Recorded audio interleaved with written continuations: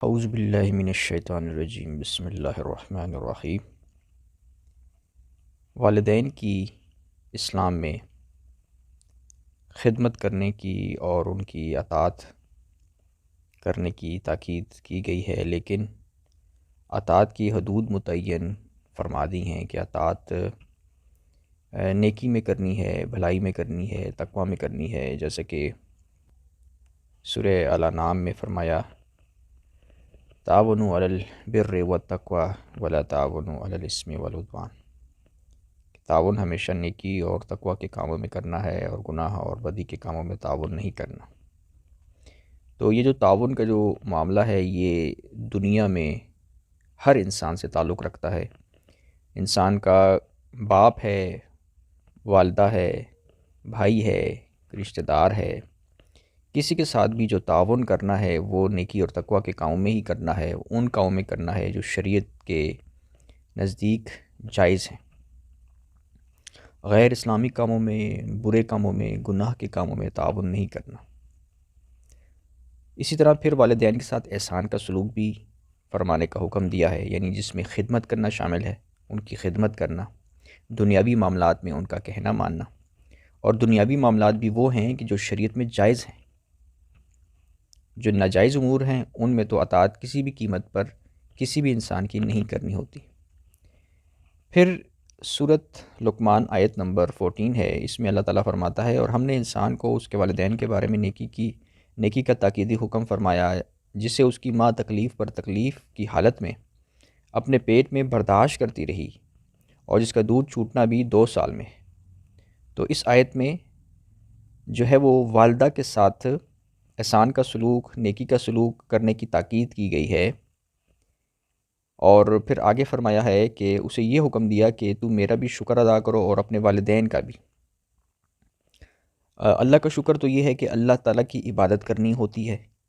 اللہ تعالیٰ کا غلام بن کر زندگی گزارنی ہوتی ہے، یہ اللہ کا شکر ہے۔ اور والدین کا شکر یہ ہے کہ والدین کی خدمت کرنی ہوتی ہے، والدین نے جو تکلیفیں اٹھائی ہوتی ہیں اولاد کے لیے تو والدین کی خدمت کرنی ہوتی ہے، ان کا خیال رکھنا ہوتا ہے، یہ والدین کا شکر ہے۔ آگے فرمایا تجھے میری ہی طرف لوٹ کر آنا ہے۔ اگلی آیت میں فرمایا اور اگر وہ دونوں تجھ پر اس بات کی کوشش کریں کہ تو میرے ساتھ اس چیز کو شریک ٹھہرائے جس کی حقیقت کا تجھے کچھ علم نہیں ہے تو ان کی اطاعت نہ کرنا۔ تو اس آیت میں اطاعت سے منع کر دیا گیا ہے کہ جب والدین شرک کرنے کی تعلیم دیں، یعنی مطلب یہ ہے کہ والدین کی اطاعت کرنی ہے ہر معاملے میں۔ مثلاً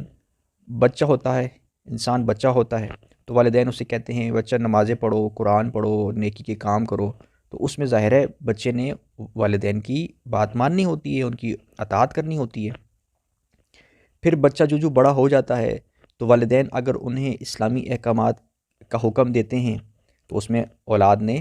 والدین کی اطاعت کرنی ہوتی ہے۔ تو لیکن اگر والدین کسی مقام پر کوئی غلط حکم دیتے ہیں،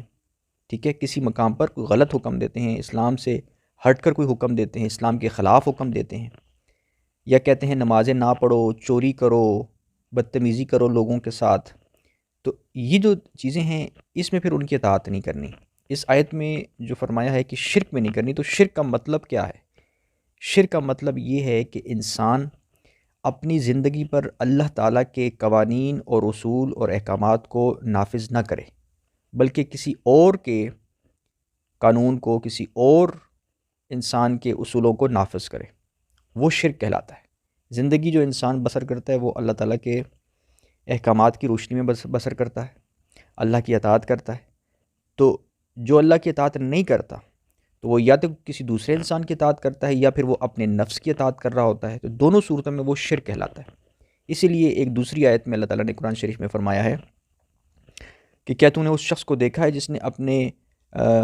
اپنی خواہشات کو معبود بنا رکھا ہے؟ تو اپنی خواہش کی پیروی کرنا، اپنی خواہش کی اطاعت کرنا، یہ بھی دراصل شرک ہوتا ہے۔ تو جس طرح اپنی خواہش کی اطاعت کرنا شرک ہے، اس طرح کسی دوسرے انسان کی خواہش پر چلنا بھی شرک ہوتا ہے، بشرطے کہ وہ جو خواہش ہے وہ اسلام کی تعلیمات سے ہٹ کر ہے۔ غیر اسلامی چیزوں میں اطاعت کرانے کا کوئی کہے تو وہ شرک ہے۔ تو اس لیے اس آیت میں فرمایا کہ والدین کی اطاعت شرک کے معاملے میں نہیں کرنی،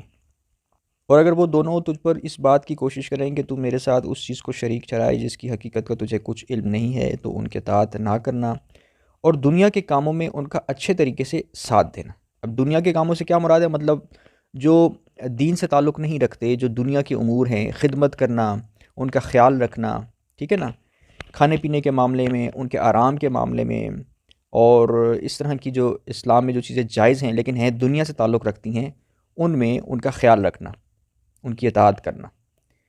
اچھا آگے فرمایا اور عقیدہ و امور آخرت میں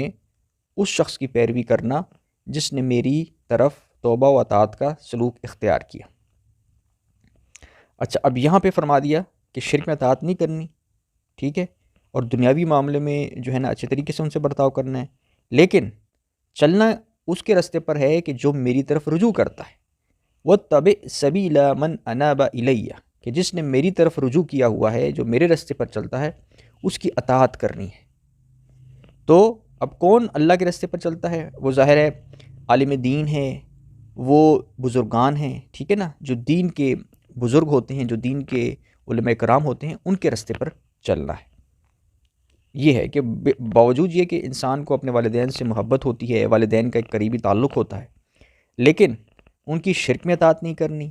غلط باتوں میں ان کی اطاعت نہیں کرنی، اور چلنا اس کے راستے پر ہے کہ جس نے اللہ کی طرف رجوع کیا ہوا ہے۔ آگے فرمایا پھر میری ہی طرف تمہیں پلٹ کر آنا ہے تو میں تمہیں ان کاموں سے باخبر کر دوں گا جو تم کرتے رہے تھے۔ تو ان آیات میں اللہ تعالیٰ نے یہ واضح فرما دیا ہے کہ اطاعت ہمیشہ اسی کی کرنی ہے کہ جو اللہ تعالیٰ کی طرف رجوع کرتا ہے، جو نیک ہے، جو سیدھے راستے پر ہے، تو جو اسلام کے بزرگ ہیں ان کی اطاعت کرنی ہے، ان کی بات ماننی ہے۔ تو اگرچہ انسان کو والدین سے سب سے زیادہ محبت ہوتی ہے، والدین سے سب سے زیادہ قریبی تعلق ہوتا ہے، لیکن اللہ تعالیٰ نے یہ بیان فرما دیا ہے کہ برائی میں اور غلط کاموں میں ان کی اطاعت نہیں کرنی، اور اطاعت اسی کی کرنی ہے کہ جو سیدھے راستے پر چل رہا ہے، جو اسلام پر صحیح چل رہا ہے، اس کی اطاعت کرنی ہے۔ وآخر الدعوانا ان الحمد للہ رب العالمین۔